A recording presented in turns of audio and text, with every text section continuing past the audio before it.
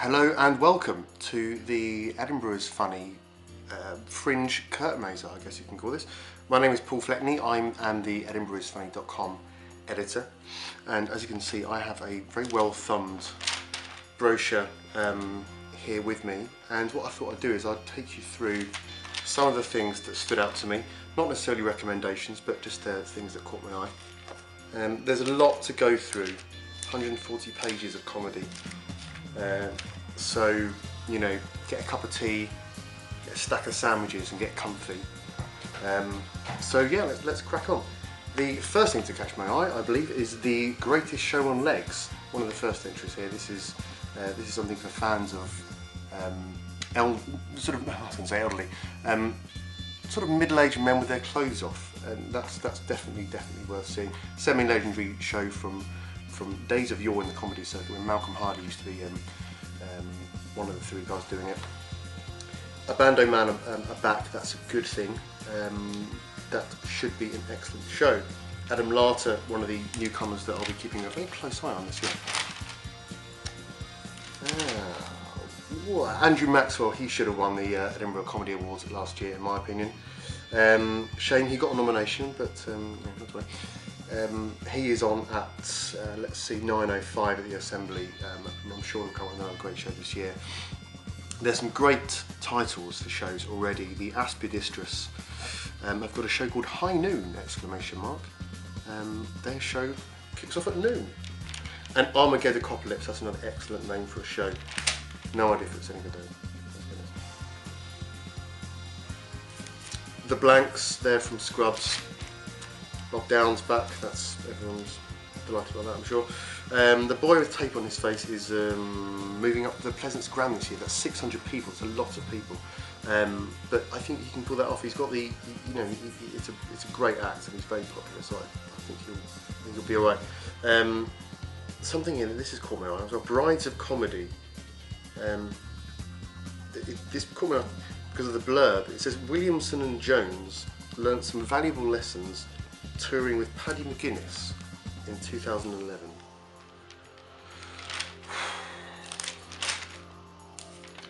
Cardinal Burns, E4 stars Cardinal Burns, they are doing just these 6 shows later on in the Fringe, so that I mean that should be great. They're, you know, such a good sketch double act, and they are actually, while I mention Cardinal Burns, they are one of the many headliners that London is Funny presents, which you won't find in this brochure because we didn't think it was worth it. But London is Funny presents, while I'm on the subject, is 2:10 PM at Chow Roma, which is between the two Pleasances, so nice and central. And loads of great headliners, including Cardinal Burns, and loads more that I can't remember. James A. Custer, Josie Long, Pete Furman, to be confirmed, but I think he's doing it. And loads of people like that. It's going to be, you know, quality, basically. Kerry Marks is insane. This is the most unfortunate. Kerry Marks is in the brochure, but he's had a heart attack, poor bastard, and is recuperating, so he's not doing the Edinburgh Fringe anymore. Very sad news. He's a brilliant comedian. Get well soon, Kerry.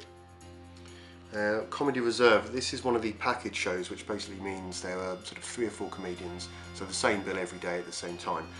This is 9:30 in the evening at the Pleasance Dome, and I think this is the pick of the package shows, I think.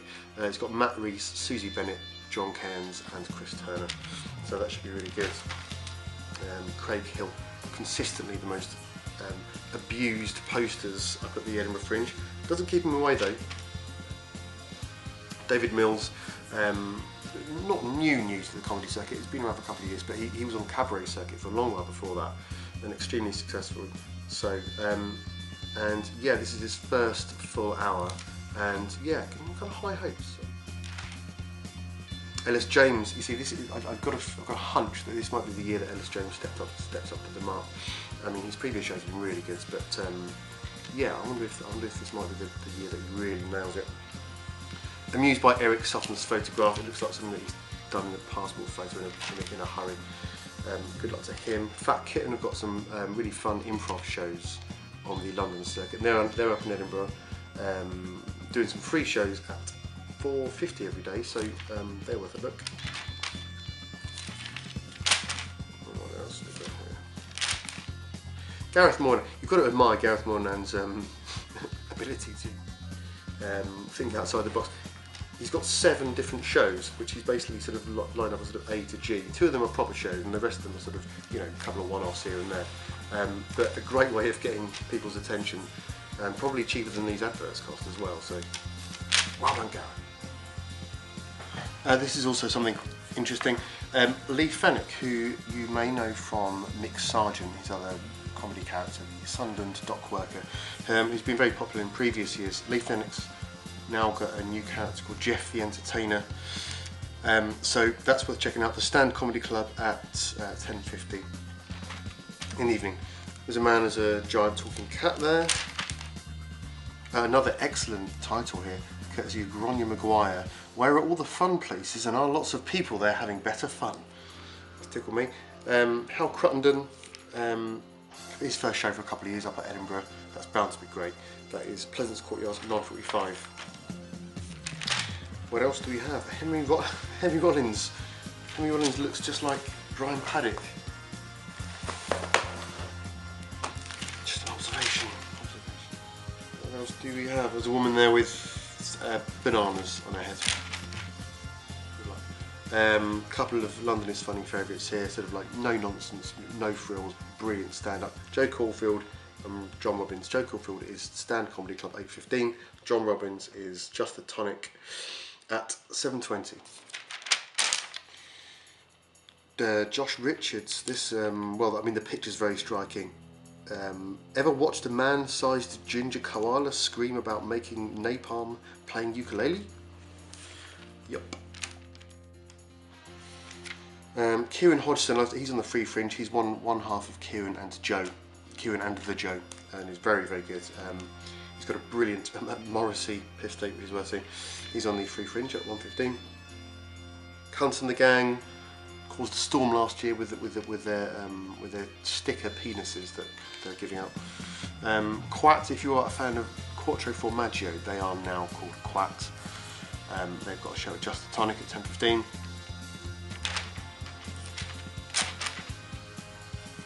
Lewis Schaefer. Lewis Schaefer was going to call his show Lewis Schaefer, Still a Cunt. Real shame that he didn't go with that. This is where London is Funny Presents would be in the brochure, were it in there, between Lolympics Live and Nick Doody as well. Nick Doody is another brilliant title. His is Look at This Massive Picture of My Face. Very funny, and he's a very funny guy. You should see his show. He's on at the PBH Free Fringe. That is a real scoop for the Free Fringe. 8:25 every day. Merritt Larwood, 1/3 of We Are Clang. I'm not expected of his debut show this year. I'm a big fan of Mark Cooper Jones as well. He's got a 40-minute on the PBH Free Fringe. Young stand, 1/3 of Wit Tank. Something for Mark Watson, David O'Doherty, but quite possibly Tim Key fans. They've got an Edinburgh Olympics thing 5 nights between the 15th and the 21st. That'll be a lot of fun, I'm sure. Matthew Crosby is Matthew Crosby in Matthew Crosby brackets the show. It's another excellent title. Michael Workman, one of these sort of surprise packages for me at least last year. Quite hard to describe him. If you search for Michael Workman on London is Funny, his review will come up from last year. He's back, one for Kits and Vans I think, 12:45, Good Balloon. Michael Mittermeier, who's apparently German's answer to Michael McIntyre. There was never a question. That's another bloke with bananas on his head there. Good luck to him. Nick Helm just keeps on getting better. Well, I mean, I hope this show is as good as the last two. It's going to be a tough act to live up to the last 2 years, but you know, you never know. You never know. No Puffs, No Piano, great title, excellent. Norwegians of Comedy, we've got three Norwegians coming over to deliver some hardcore Norwegian comedy shit for you. So, get for that. Oyster Eyes like them a lot, they're a new sketch group. They're doing their debut show. The Pyjama Men are in Edinburgh. They are going to be doing shows not in pyjamas. They're going to be doing them in their normal clothes. They're doing some improv between the 2nd and the 12th of August. And we have a guy called Wes Zaharouk, a zany prop-based Canadian Wes Zaharouk, who I've seen many times on the circuit and I've always enjoyed. How he'll be over an entire hour, I've got no idea, but he's yeah, he's zany, he's prop-based, and he is Canadian. His show's called Perfectly Bananas, and it's at 7:15 on the Free Fringe. Phil Jupiters is reviving his Porky the Poet persona from years ago, 27 years ago apparently. He also has a kind of a stand-up show, I believe. Pretending things are a cock. That's it. Really appealing to my juvenile side, but that did make me laugh. The photos even funny. Two of my absolute sort of cast iron recommendations: Reginald D. Hunter in a small venue, supported by John Gordillo, who's a bit of a favourite of mine. You know, Reg could set up much bigger venue than this, but he's doing the Pleasance Courtyard in the Cabaret Bar, I think. So that's a real treat. And Return of the Lumberjacks, that's Craig Campbell, Glenn Wall, Stuart Francis, 3 amazing stand-ups, and they're doing an hour-and-a-half show between them at the Assembly Room. Sean Hughes got 2 shows. This man apparently was quitting stand-up a couple of years ago. Doesn't look like it, I have to say.